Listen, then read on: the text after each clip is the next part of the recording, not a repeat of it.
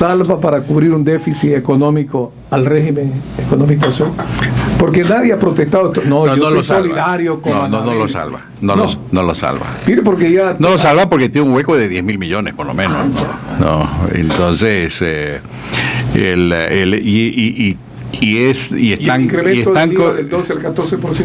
Mira, es tan contraproducente la medida que un punto DIVA que hoy significa recaudaciones por alrededor de 650 millones de dólares.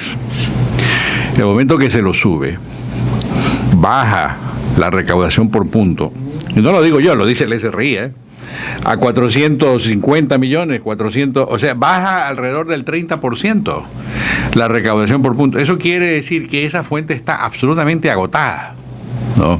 Porque en materia de doctrina tributaria hay el concepto de la sobresaturación tributaria. Aquí hay una sobresaturación tributaria, ¿no?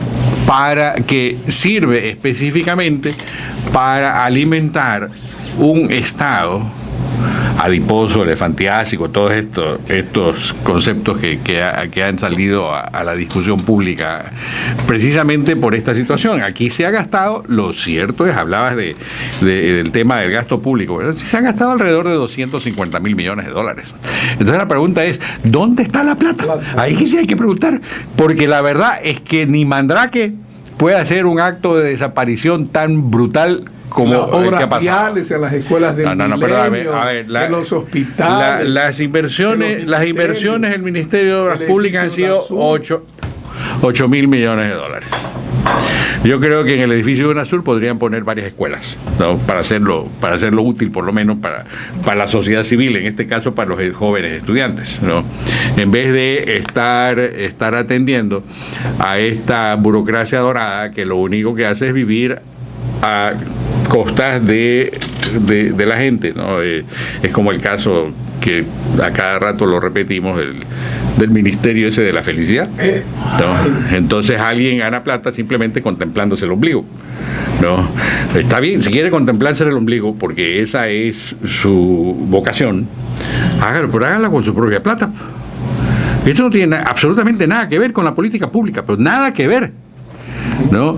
Y es un desperdicio de recursos total. Y así por el estilo. Hay tal cantidad de ejemplos que se dan. El parque automotor, ¿no? Y el gobierno ecuatoriano tiene más vehículos que el gobierno de Japón. Más vehículos. Estaba leyendo un artículo de el ex canciller Francisco Carrión respecto de las aperturas y los cierres de consulados, ¿no? Y es verdaderamente escandaloso, porque aquí resulta que tenemos como es embajada en Etiopía y no tenemos en Holanda, o no tenemos en Bélgica, pero en Bélgica hay otra embajada que tiene 5 embajadores. Caramba, ¿cómo es esto? Y ayer como es, acaban de anular las agregadurías militares y de policía, ¿no? Entonces es evidente que que el criterio no es la racionalidad económica, sino que el criterio es la racionalidad de la venganza, ¿no? O la irracionalidad de la venganza, mejor lo ponemos así. Ese es el problema que se da. Y es un problema ya de carácter, ¿no? Porque finalmente estas cosas se definen en el carácter, en la calidad humana de quienes lideran, en la visión que tienen acerca de la sociedad, en el hecho de no tener perjuicios o prejuicios de entrada, no, sino el saber atender, porque en el fondo mandatario quiere decir el que hace las cosas, no es el que manda, ¿eh? El mandante es el que manda. Claro. No, pero aquí esto ha cambiado. Entonces el resultado es que la gente que está encumbrada en el poder, muchos de ellos han de pensar que estas cosas duran de por vida. No sabe lo que les espera, ¿no? porque es cuestión de que se vire la torta, ya pasó en Argentina, ¿no? Y ahí está, la señora Kirchner ahora tiene que esconder sus fortunas por otro lado, porque de todas maneras le van a seguir la pista. Ahí está el caso de Brasil. Ahí va a estar el caso de Venezuela, el momento en que termine esta barbaridad de expoliación. A ver, en Brasil se cargaron a Petrobras, en Venezuela se cargaron al país, ¿no? ¿Y qué resulta? Oye, pues pero hay una diferencia, imagínense, la resolución de la función legislativa en Venezuela, de acuerdo a lo que dice la Carta Magna, plantea la revocatoria del mandato, pero en cambio no avanza. Bueno, a ver, esto es como nadar en lodo, ¿no? Yeah. Se puede avanzar, pero se avanza bien despacio. En Brasil se ha respetado la institucionalidad.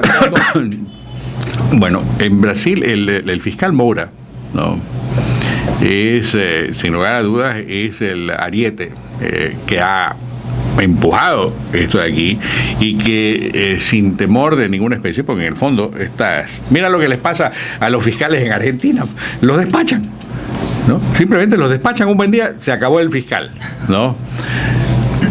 El fiscal Moura, hombre joven, con ideas claras, ha empujado, ha sido un verdadero de esos sabuesos que verdaderamente saben seguir a la presa, y ha sembrado el terror, ¿no?, entre todos estos pelafustanes, tanto del sector privado como del sector público. Mire usted, él es el artífice de que el señor Odebrecht termine 19 años y medio en la cárcel, ¿no? Es que son actos de profilaxis que se tienen que dar. Una asepsia. ¿No? Una asepsia, tiene que darse. ¿No? Tiene que darse en cómo es y hay casos extremos, ¿no? Cuando Singapur se separó de la Federación Malaya en 1963 para formar un propio estado, el líder de Singapur y el creador de la Singapur moderna, Lee Kuan Yew,